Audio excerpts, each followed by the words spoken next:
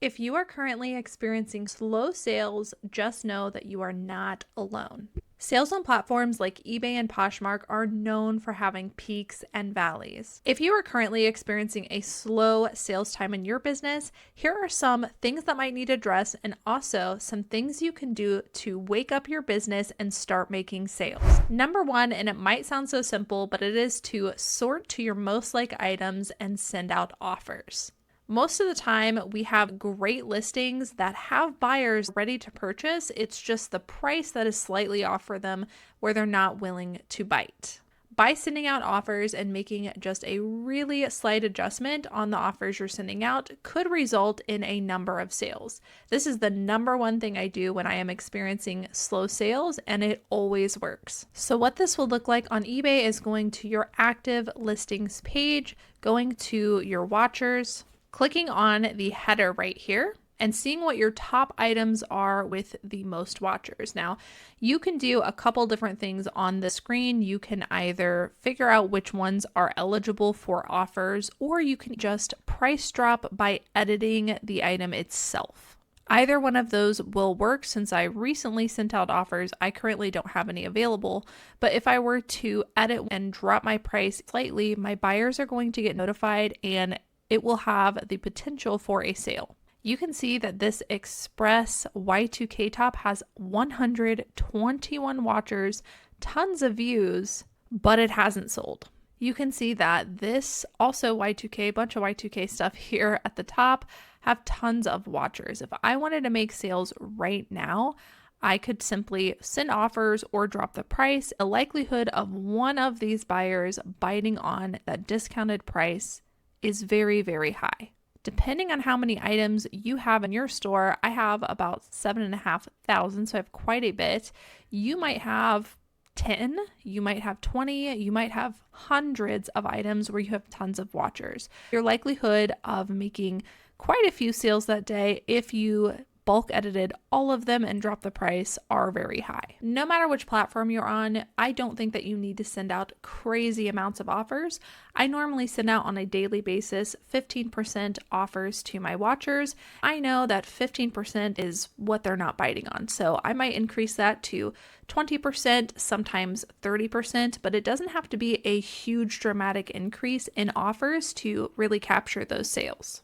Buyers actually get notified when offers are being sent to other buyers. They're being notified when the item is in someone else's cart, and sometimes the platforms even tell them to hurry up and purchase the item before it's gone because you're sending out those offers. So again, even just a slight amount is sometimes enough to tip those buyers over the edge. Tip number 2 is to refresh your store by updating your oldest listings. Every single reselling platform has their own search algorithm and what they base what a good seller is and what a bad seller is. One thing I do know within every single platform is if you've got super stale listings, they do drag your store down.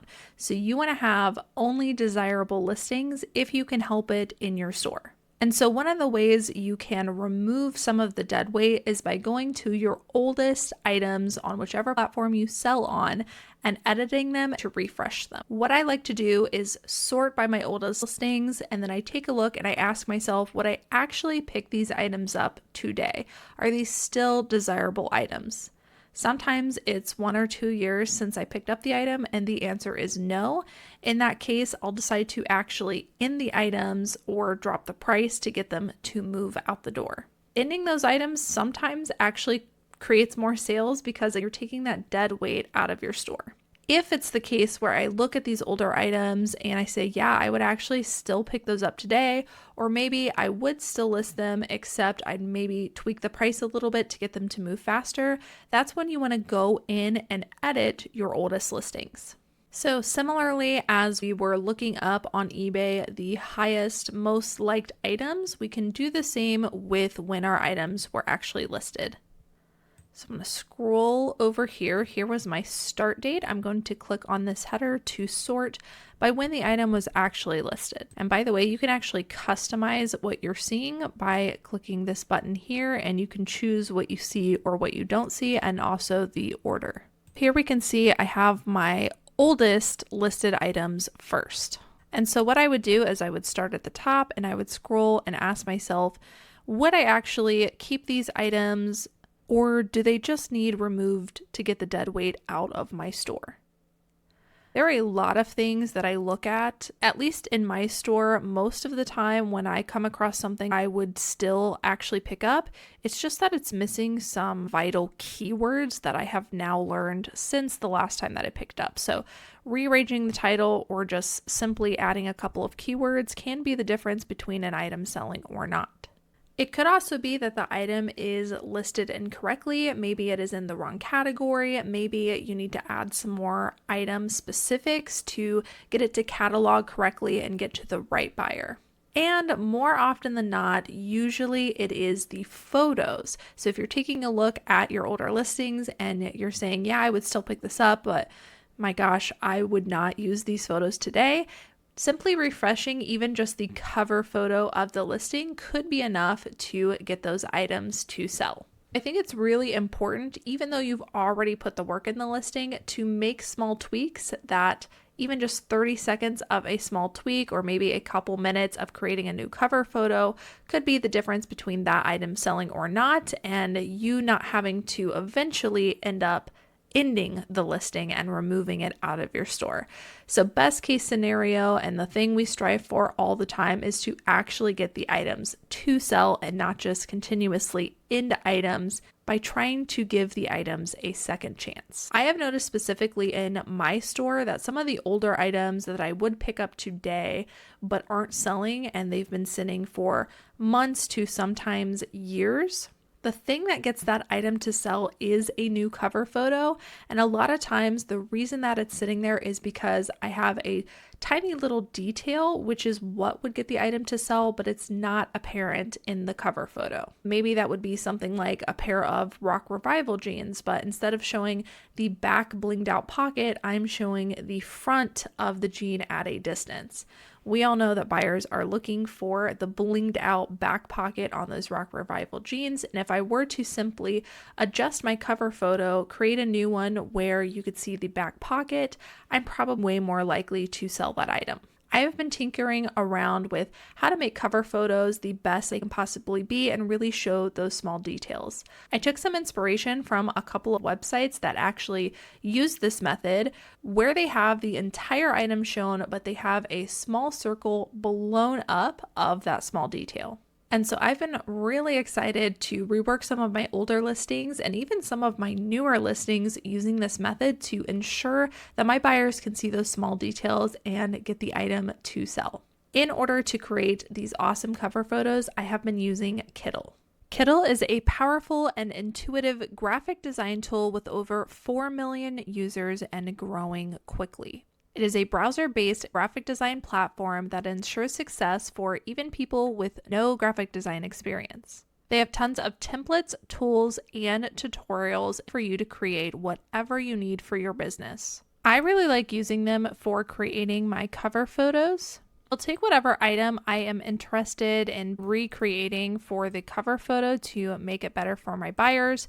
I really like this cool Y2K top, but I don't think from a distance my buyers can really tell the pattern. And so I'm going to create the cover photo that I took inspiration from that I've seen on some other websites. If you want to do this yourself, you basically just create a small mask. And then I'm going to take that same picture and crop it down to where the pattern itself is fully in frame.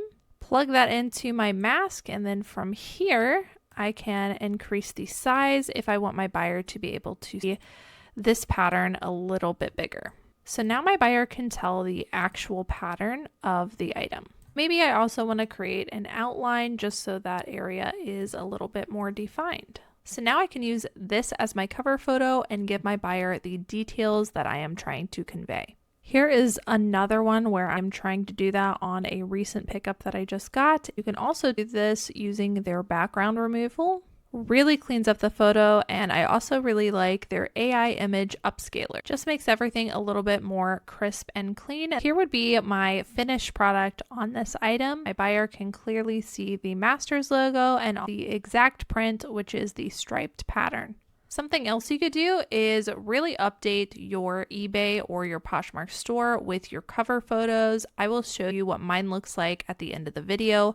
Simply look up recommended sizes. You can see this is 1200 by 270, and then I would just create a custom project. So 1200 by 270, create, and then I've got the perfect size to create my eBay banner. Start making creative cover photos now and try Kittl out for free by using the link below in my description.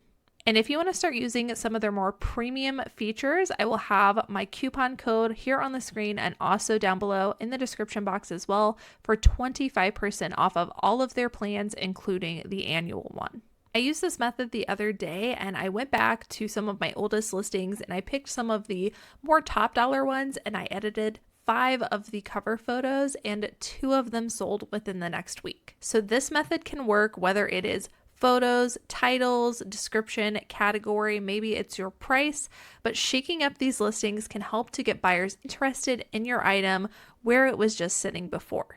Number 3 is to stop the bleeding. Sometimes our sales issues have nothing to do with anything that has happened previously, and it's actually happening because what we are currently doing right now. Every time I start having slow sales, I always ask myself, is there something I'm doing differently in my business that could be making this impact and causing slow sales? For me, at least, every time that I have looked at my business, usually I am starting to get complacent in my sourcing. So maybe I am taking more risk while I'm out at thrift stores. Maybe I'm picking up items that don't necessarily fit my business model, but I'm getting them because I need items. Having that honest conversation with yourself and asking yourself if you are still aligned with your business model, with your goals, with your sell-through rates, and what exactly you are trying to do in your business can help you get back on track and stop what is happening. Again, be completely honest and transparent with yourself because that is the only way you're going to be able to figure out what is going on and find solutions. One small tip in that area is if you are in the middle of a seasonal change, meaning you're going from fall to winter, spring to summer, whatever that looks like for you, that may be why you are having slow sales. So if you normally pick up high sell-through rate items, let's say you aim for 75% or higher within 90 days, but you haven't considered seasonality and you're starting to pick up the same stuff that you always do, even though your buyers are switching to a new season. So therefore, you are putting items in your store that buyers are no longer interested in and they've moved on to a future season. Just a small tip I've noticed in my own business. Number 4 is to respond quickly. You can apply this in 2 different areas of your business. 1 is offers and 2 is questions. If you're already a pretty quick responder, responding even quicker can help jumpstart some of those sales. I usually answer customer questions and I send out offers 2 to 3 times a day. But if I'm in a situation where my sales are slow and I want to implement these methods, then I might start answering it as soon as the question or the offers come in. As we mentioned before, some of these platforms notify other buyers when things are happening. So if you're responding to an offer quickly and getting a counter offer or possibly even the buyer accepting your offer, other buyers might be notified and it might lead them to jump on the sale faster. The closer you can send out an offer to when they like the item, the more likelihood of you actually capturing the sale so that they remain interested and they don't go looking for other places for a better deal or your competition that might be responding sooner. And step number 5, and this one is more for a long-term solution to help you in the future so that you don't end up in this situation again, is to figure out who your core customers are and develop a plan to create repeat buyers in those categories. You can do this by leaning into what is working. So if you don't know who your core customer is, take a look at your sales and see just kind of what the vibe is, what the majority of the items are that you are selling. For me, I sell a ton of mature brands, plus size brands, but I also sell a lot in the men's category as well. And so I've got multiple core buyers. Take a look at your own store and figure out what your core buyers are for you. I would try to find 1, 2, or 3 and really lean into what is working. Even if they're bread and butter sales, let's say that you can consistently lean into selling plus size tops, you do really well with it in your store, and they're all about $20 to $25 sales. Leaning into that and adding padding sales in your store, meaning bulking up on those types of items, so you know you have a customer base for it, can help make your sales a little bit more meaty and pad those sales. Repeat buyers can really help you during the slow sales week because they're typically people that watch your store and look for new items that you put out, regardless of what other buyers' shopping patterns are. You're way more likely to make sales through your repeat buyers than you are your newer customers, at least during these slow sales times. Once you start building repeat buyers, we can assume that those buyers are now going to be shopping through your store link and not necessarily through the regular eBay search. Especially while sales are slow, take some time to spruce up your store, put as much information as possible, and make it an environment where a repeat buyer would actually want to come and shop.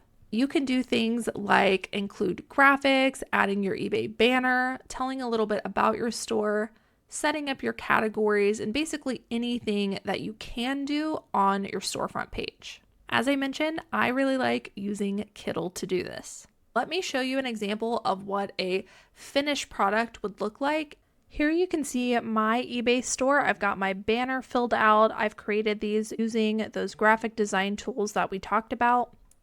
I created my logo. I've even created some thumbnails for the featured categories in my store. By creating some simple graphics, you can really make it look like an actual website storefront. So to recap, the 5 things we talked about doing today, if you are experiencing slow sales that have personally worked for me in my store and they are guidelines that I follow. Number 1, sort by your most liked items and send out bulk offers to watchers or drop prices. Number 2, sort by your oldest listings and refresh some of those older listings, either by editing them and changing up some of the cover photos, your titles, categories, item specifics, or even consider ending them and getting that dead weight out of your store. Number 3 was stop the bleeding. So if you're doing anything currently that is outside of your normal business model, being honest with yourself and asking if there's something you've changed up recently and if you need to realign with your goals. Number 4 is responding quickly to both questions and offers. You want to make sure you are answering your buyer and capturing the sale as close to when the buyer is interested in the item as possible. Number 5, figure out who your core customers are, lean into what is working, and develop a plan for the future in order to capture repeat buyers. All right, you guys, those are all of my tips for today. I hope that if you guys are currently experiencing slow sales, you will implement one or all of these tips, and hopefully they help you to generate sales and get your store going again. I do think it's important, whether you want to use my 5-step plan or swap out some of those tips for yourself, just have something written down so that when you are experiencing slow sales, you can refer back to that document and go through all of those steps again. That is what I do for myself, and I have never had a time where I haven't been able to generate sales during a slow time using some of these methods. So do what works for you, but have a guideline to refer to. That is it for today. Thank you guys so much for watching.